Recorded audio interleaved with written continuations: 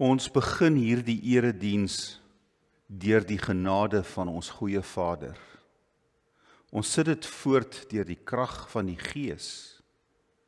En ons doen dit in die teenwoordigheid van ons lewende Here Jesus, ons Verlosser. Amen. Broers en susters, ek groet vir julle met die seën van die Here, genade en vrede vir julle van God ons Vader en van die Here Jesus Christus deur die kragvolle werk van sy Gees. Weereens baie welkom vanoggend. Ek is regtig bly om julle te sien. Al ons YouTube-kykers sê ons ook baie welkom. Dis die laaste diens van Waterval vir 2025. Mag die Here ook vir jou seën waar jy dit later by jou huis kyk, vandag of in die week. Die tema vanoggend is, hoe dankbaar is jy? En ons gaan uit 1 Tessalonisense 5 vers 16 tot 18 lees. Voor ons dit doen, kom ons vra die Here ook vir sy teenwoordigheid. Here, hier is ons u gemeente. En ons het vanoggend kerk toe gekom met afwagting om te hoor wat u sê. So sal u met ons praat. Sal u vir ons 'n boodskap gee om 'n bietjie oor te dink, wat ons help te reflekteer en ook met 'n ander houding die lewe verder te beleef. Dankie dat ons hier mag wees. Ons het u geloof met die gebed en met die lied, soos ons nou maak. En ons sê vir u dankie vir 2025. Dit was 'n vreemde jaar. Dit was 'n moeilike jaar. Maar ons is daardeur. Sommige dae het dit vir ons gelyk of dit net nie gaan uitwerk nie. Maar ons weet ons kan vandag reflekteer en vir u sê dankie dat u nie teleurgestel het nie. Dankie dat u vir ons deurgedra het. Dankie dat u ons bron van hoop is. Dankie dat u ons Here en ons God is. Dankie dat ons nie net ronddobber soos mense wat u nie ken nie, maar dat ons rigting het. Selfs al word ons al dieselfde eise van die lewe onderworpe en rondgeklap. Ons het heel aan 'n kant uitgekom. Dankie daarvoor. So Here, praat met ons vanoggend asseblief en gee dat ons hier sal uitstap positief met 'n boodskap. In Jesus naam. Amen. Hoe dankbaar is jy? 1 Tessalonisense 5 vers 16 tot 18. Wees altyd deurbly. Bid sonder ophou. Wees in alles dankbaar, want dit is die wil van God in Christus Jesus oor julle. So kort, kom ek lees dit weer. Wees altyd deurbly. Bid sonder ophou. Wees in alles dankbaar, want dit is die wil van God in Christus Jesus oor julle. Dis eintlik 'n eenheid, maar ek wil nou vandag net aandag gee aan vers 18. Wees in alle omstandighede dankbaar, want dit is wat God in Christus Jesus van julle verwag. Wees in alle omstandighede dankbaar. Nou ek wil vir julle 'n briefie lees wat iemand geskryf het. Ek is 58 jaar oud en my lewe het 'n skewe draai geloop. Natuurlik, alles my eie skuld. Om weer onder te begin is nie maklik nie. So ou moet nogal baie haar op jou tande hê om dit reg te kry. Maar met God by jou is niks onmoontlik nie. My swak besluite het my 2,5 jaar op straat laat beland. Letterlik. En nie as gevolg van drank of dwelms nie. Een van die aande wat ek moes buite slaap, het dit so hard gereën, soos met die vloed. Ek het nie komberse gehad nie, ek was deurnat. Niemand wou my help nie, nie die kerk nie, nie mense nie, nie eens my selgroep nie. Ek is nie eers 'n brood aangebied nie. So het ek saam met die boemies gelewe. Dit wat ek daar gesien het, is hartverskeurend. Gelukkig het ek nie in daardie groef van drink om alles te vergeet geval nie. Mense raak kwaad as hulle bedel om 'n kannetjie te kan koop. Maar 'n dag raak lank as daar geen vooruitsig vir die dag is nie. Op die oomblik het die kerk vir my 'n kamer gegee om in te bly. Ek bly al 6 maande daar en is tans besig om my lewe met God reg te maak. Maar dis nie maklik nie.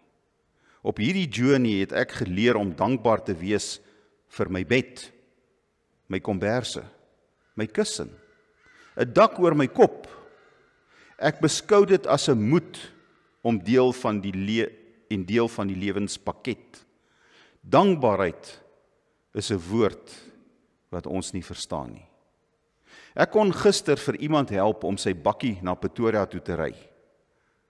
Ek het R600 verdien. Na 2,5 jaar op straat is R600 soos R1 miljoen vir my. As jy weet van iemand met wie dit beroerd gaan, sal ek R50 vir hulle oorbetaal. Vorentoe wil ek graag 'n bydrae maak aan almal van julle wat die woord bedien. Dankbaarheid vir 'n bed, vir 'n kussing, vir 'n dak. R600 voel soos 'n miljoen en hy wil dit nog deel ook. Dis dankbaarheid. Waaroor is jy dankbaar?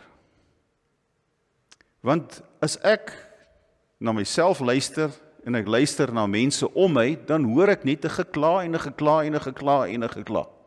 Ons kla letterlik oor alles. Ons kla oor hierdie land. En sekerlik het ons rede om te kla oor baie goed.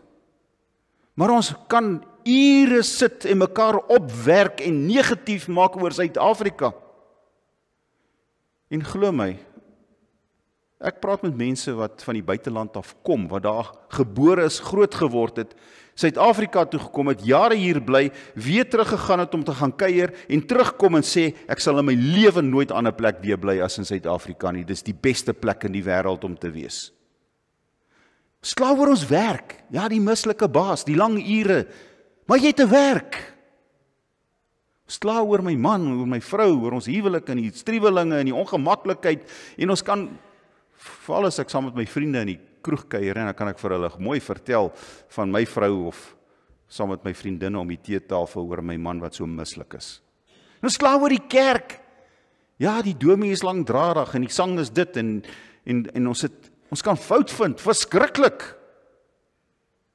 Ons kla oor die weer, of het reën te veel of het reën te min, en ek meen, dit was nou nie 'n lekker Kerstyd nie, want het het net gereën, ons kon nie braai en buite kuier en lekker. Ons kan net aangaan en kla en kla en kla. Ons kla mekaar moeg. En nou kom ons aan die einde van hierdie jaar. Nuwe jaar lê voor. En ek wil hê ons moet 'n bietjie reflekteer vanoggend.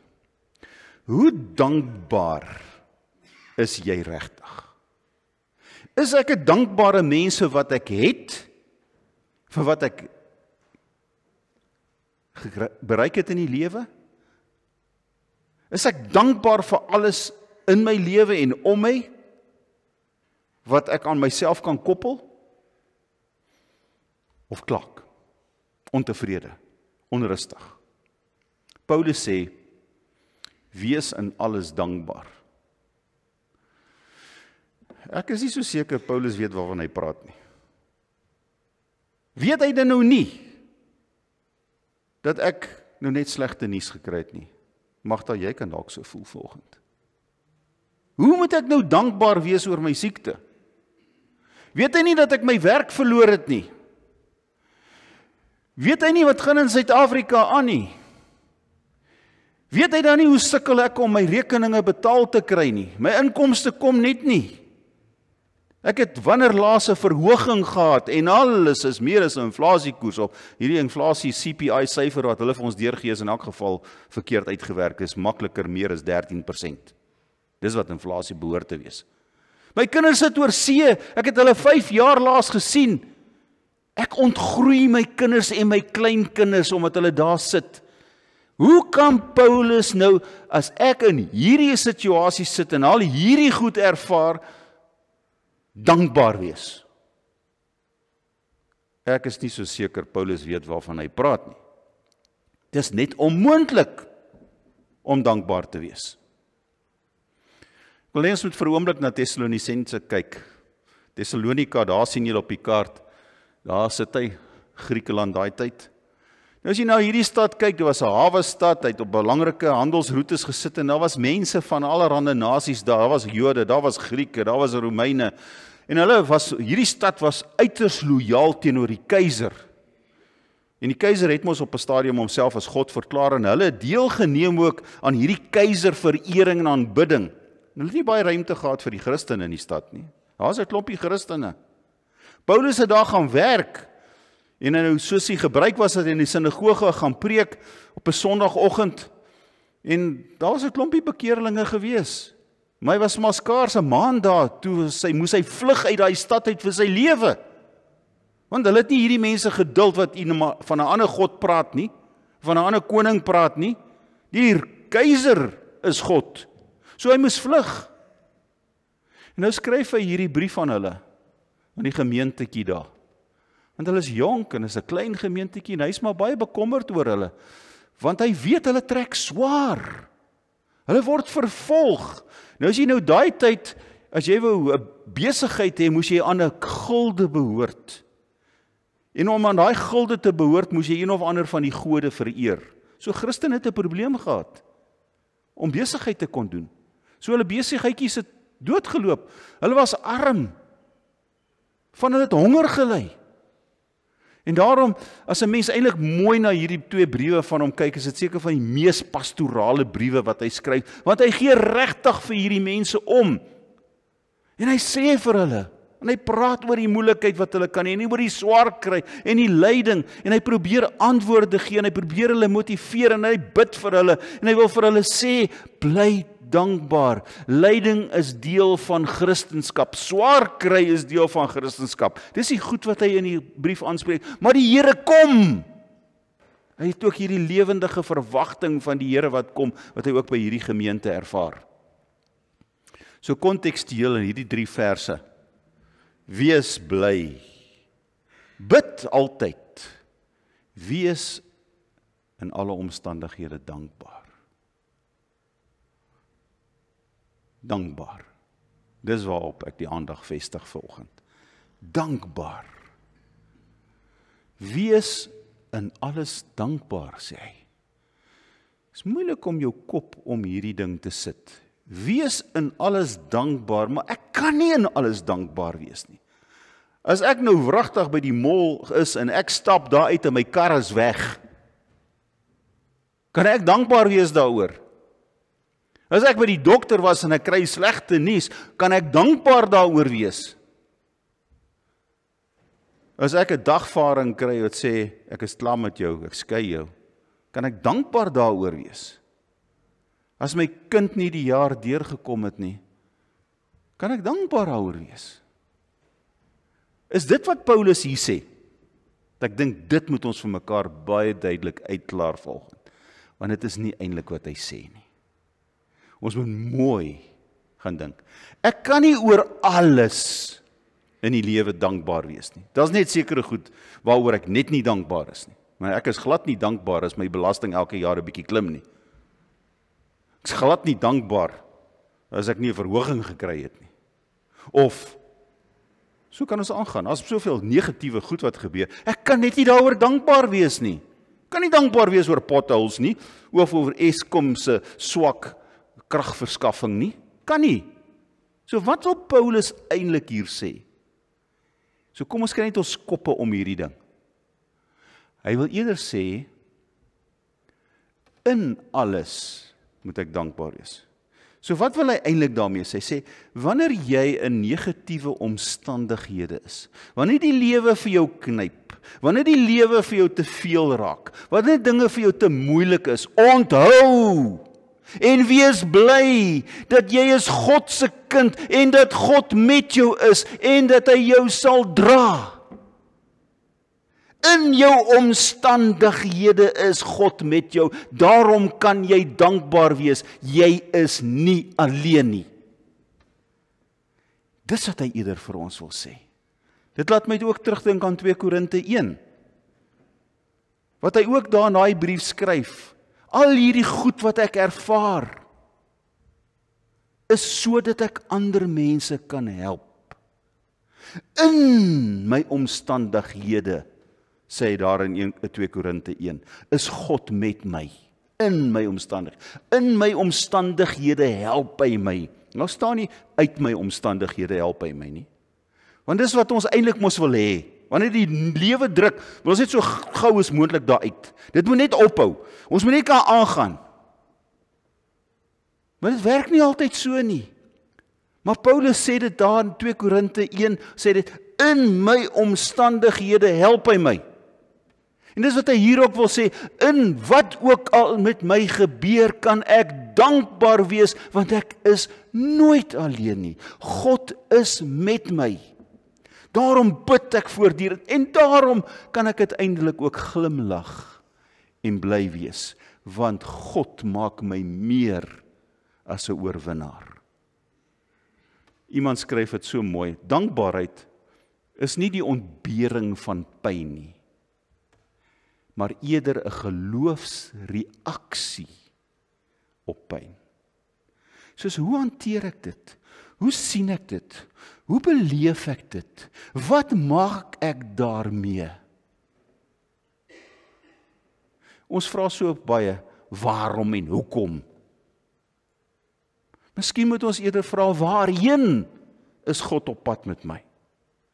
Waarheen? Hoe hierdie goed gebeur? Dit het my getref.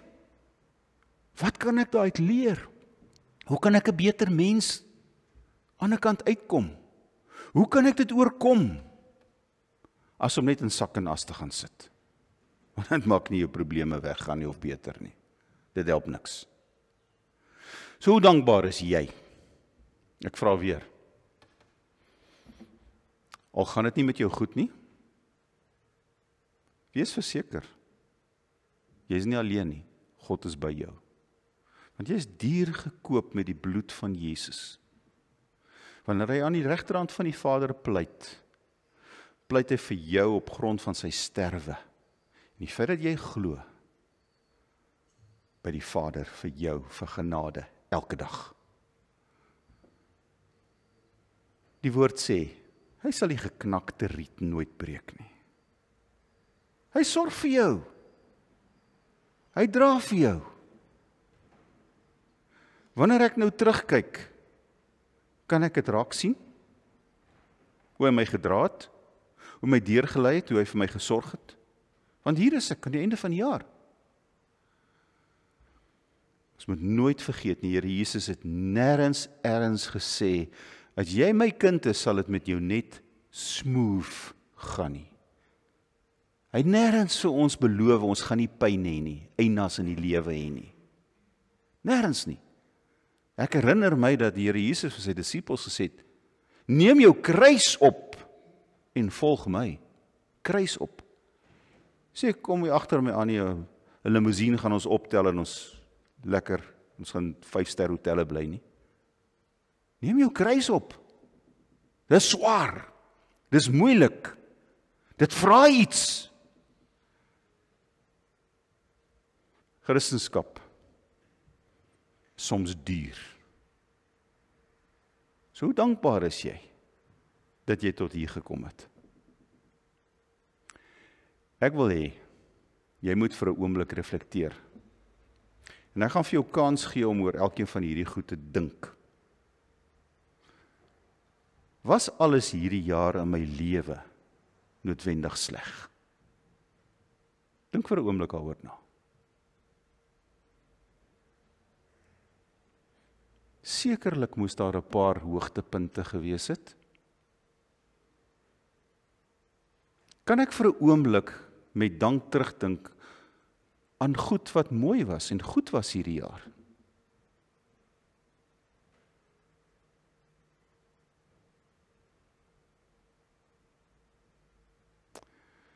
Kan ek sien en erken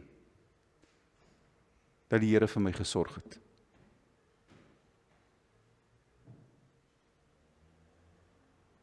Dink daaroor. Het die Here nie hierdie jaar ook vir my oor en oor gewys, hy is getrou nie.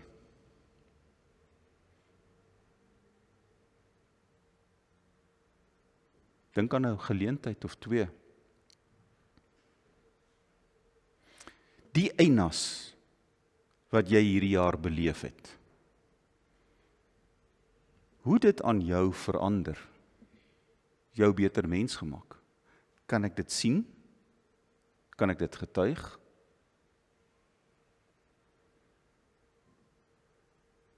Is ek regtig dankbaar dat ek vanoggend hier is, aan die einde van 2025. Is ek regtig dankbaar. En nou wil ek 'n laaste een ingooi. Sien ek uit na 2026.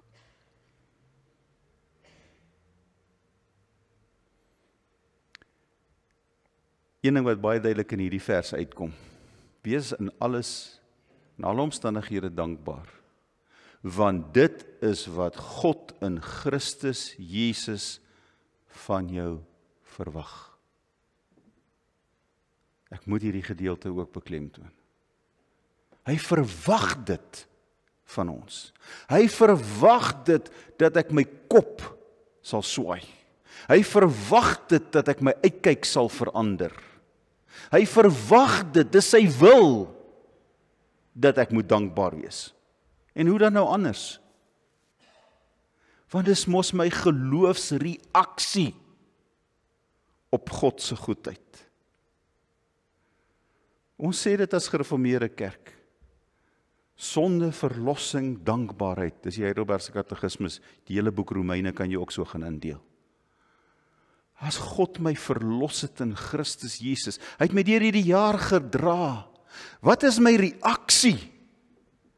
Dankbaarheid. Ek dink is 'n klap in die gesig van God, ons ondankbaarheid. Want as niks so lelik, as jy vir iemand iets doen, en hulle kan nie eens vir jou behoorlik dankie sê nie. Maak jou nie lus om weer te help nie. Weer iets vir hulle te doen nie. Maar wanneer iemand vir jou uit die hart uit dankie sê, dit motiveer jou. Ek sê nie my en jou dankie aan God motiveer om nog beter te wees nie, en nog liewer vir ons te wees nie. Dis nie wat ek probeer sê nie. Maar dis sy wil, dat ek 'n dankie lewe moet lewe. Jesus het sy lewe vir my gegee, so wat gee ek terug? Uit dankbaarheid, gehoorsaamheid, getrouheid.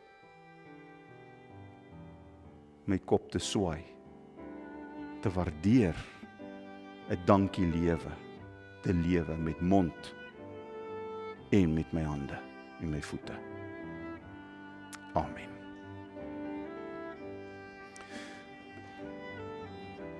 Baie dankie Here vir hierdie jaar.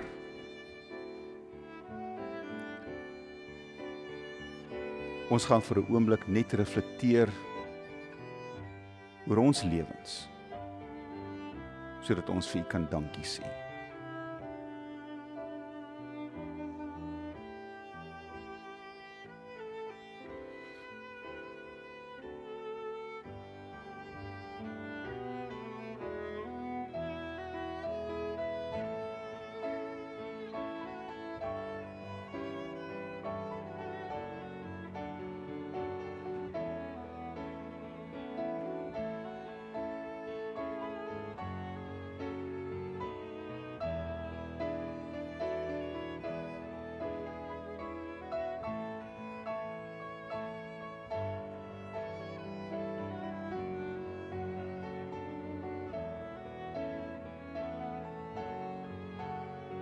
In die naam van ons Here Jesus Christus.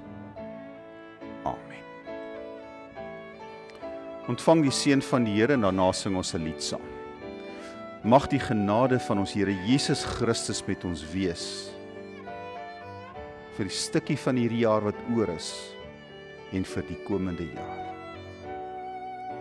Mag die liefde van die Here Jesus Christus vir ons dwing om uit dankbaarheid te lewe, en dat ons meer dankbaar sal wees oor al ons seëninge. En mag die Gees vir ons daarin help. Elke oomblik.